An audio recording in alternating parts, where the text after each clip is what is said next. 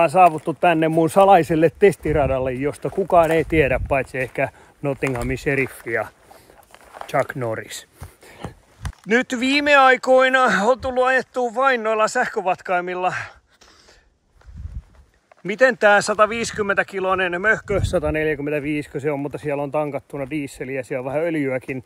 Eli märkäpaino. En pistänyt ihan tankkia täyteen. Tankki on siellä on 3 tankkia siis. 1, 2 ja 3. Tankin painopiste hyvin matalalla tuolla noin. Eli se ei tunnu niin painavalta kuin mitä se on, mutta onhan se nyt möhkö. On se puolet painavampi kumminkin kuin mun kake. Kuinka helppoa tai vaikeaa sillä on ajaa, kohta nähdään. Ei se nyt varmaan ihan samanlaista kuin sähkövatkailu. Die bastards! Linnut tukaa syömään nää pois täältä. Kaikenlaista. Katsokaa ihan hirveä määrä kaikkea. Ja mitä vitsin herhiläisiäkin täällä.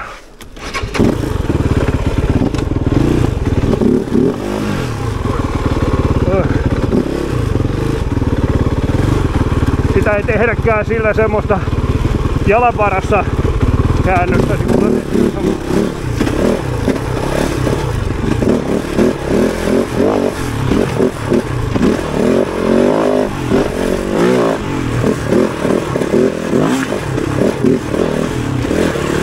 Vähän lyhkäisemmät välit enduroon ois paremmat.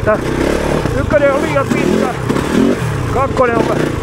Ykkönen on vähän liian lyhyt, kakkonen liian pitkä. Ja sit kytkin ei oo lipputteluun tehty.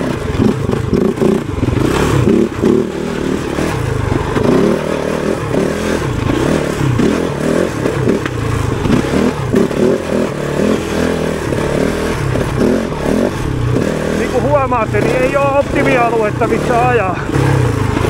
Syö kyllä miestä. Joutuu todellakin joko täätyä tai hyttysettyä. Istualteen ajaminen ei tunnu hyvältä. Seitten on vähän parempi, mutta silti en oikein osaa sanoa.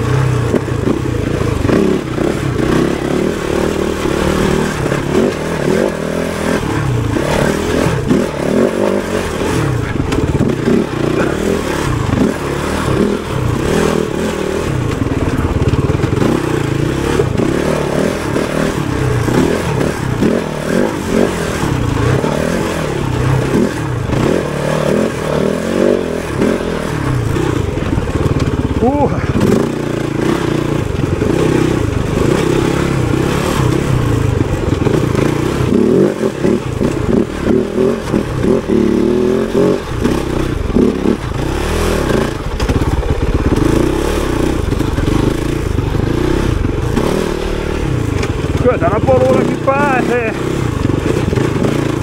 Mutta kun alkaa lipsuttelee kytkintä, niin kyllä nyt kytkinsormi väsyy oudokselta.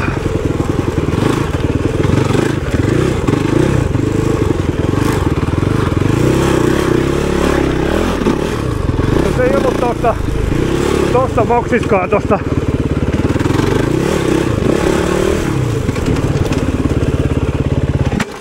Oi!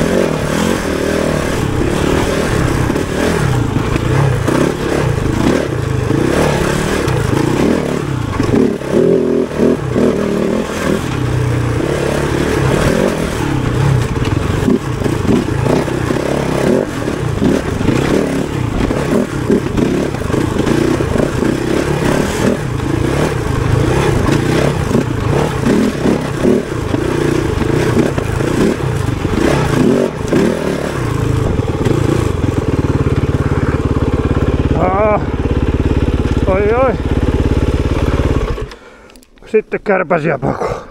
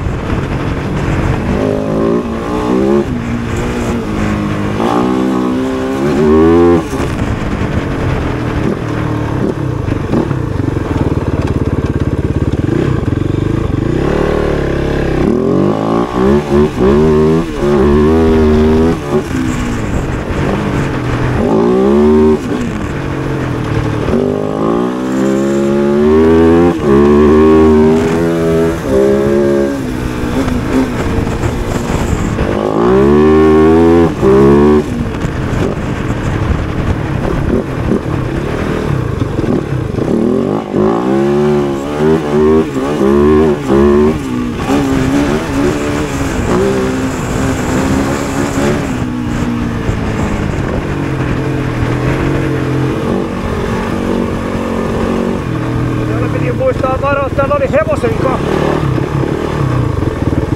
Me ollaan jyrätty nyt se hevosen kakka, mutta ei jyrätä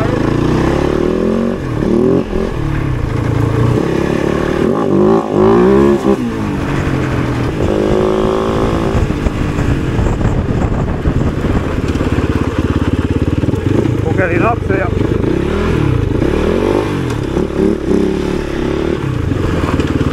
Aika hyvin napsit toimii. Todella. Ei se karkaa sieltä se kello.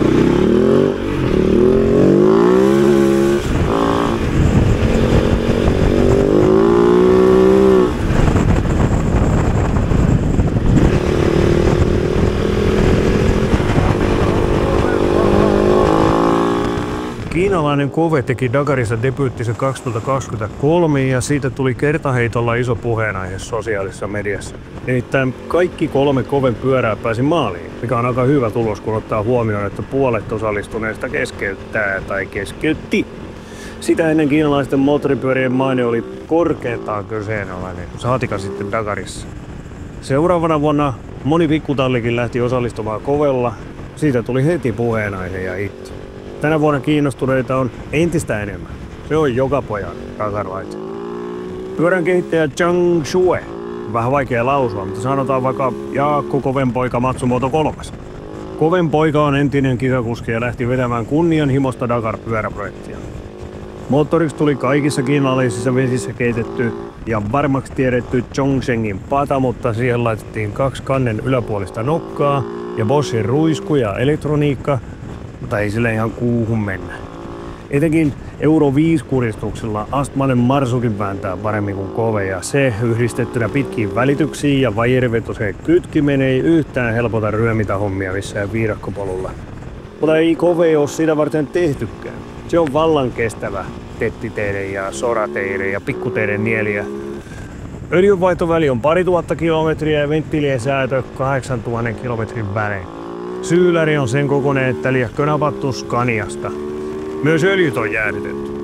Kove on siis tehty huonoille teille, vaikeisiin keleihin ja pitkille matkoille, ei nurkkapyöritykseen. Jos vaikka pitäisi mennä ajelemaan Uralin yli, niin Kove olisi sellaiseen oikein hyvä. Äkkiseltään 50 kiloa Tenereen kevyempi pyörä saattaa paljastaa parhaat puolensa vasta yhden pitkän reissun jälkeen. Jos matkatavaroille laskee vielä vaikka 30 kiloa ja kunnon ajokamppeet, niin lähtöpainoltaan 200-kiloinen Adventure-pyörä tai vaikka Bemarin tapauksessa vieläkin painavampi rajoittaa aika monelta ne haastavimmat pikkutiet ja saderännit pois reittisuunnitelmista. Juanin eli meillä päin Juhanin alusta on oikein hyvä. Yllättävänkin hyvä, kun päästään rallivauhteihin. Ja tuossa niskaradallakin näkyy, että alusta kyllä nielee sen, mitä sille syöttää, ja väitän, että kestää vähän matkatavaroitakin ilman vikinää.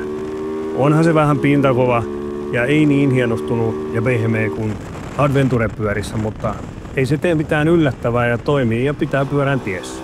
Osaavissa käsissä sitä voisi lennättää tuolla mun testipätkälläkin, mutta amatööriltä se syö kyllä hapeteni, kun kerkeää Matsumotoon sanomaan.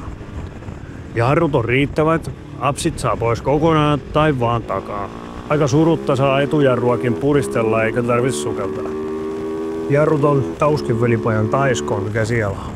Mittaristo, se on kohtalainen, voisi olla kirkkaampikin ja nopeus vähän isommalla. Kiekkamittaria on vähän vaikea nopealla silmäyksellä hahmottaa. Jotain Bluetoothia ja Wifiäkin siellä oli, mutta en päässyt sen tarkemmin siihen tutustumaan, kun App Storesta se sanoo, että ei saatavilla tällä alueella. Häkutti. No mikä kovesta nyt sitten teki puheenaihe? Hinta-paino-ominaisuuskombo. 5-700 kilometrin range, matala painopiste ja kuivapainoltaan verrattain kevyt 145-kiloinen pyörä. Reilu 10 tonnin hintaluokka on aika monelle seikkailuhenkiselle harrastajalle just se, mitä markkinoilla ei ole ollut. Vastaava Kotarin rallivehje maksaakin sitten yli 30 tonnia ja tänä vuonna sitä tehtiin ja myytiin 100 kappaletta ja vain rallikuskeille. Ensi vuonna 150, siis jos tehdään, kun tiedetään miten KTM:llä menee. Eli siis, ostaisiko kove? Allekirjoittaneen vastaus on, että ei, koska tykkään pitkät matkat taittaa autolla. Moottoripyörällä on aina säiden armoilla ja tien päällä moottoripyörällä on joko tylsää, laitonta tai vaarallista. Turkinen pitäytyy sähkövatkaimissa ja sellaisissa tunnin metsärykäsyissä, mutta toteaa, että kyllä se kove on niin hyvä kuin sanotaan. Siihen mihin se on tehty, eli preerialle ja periferiaan.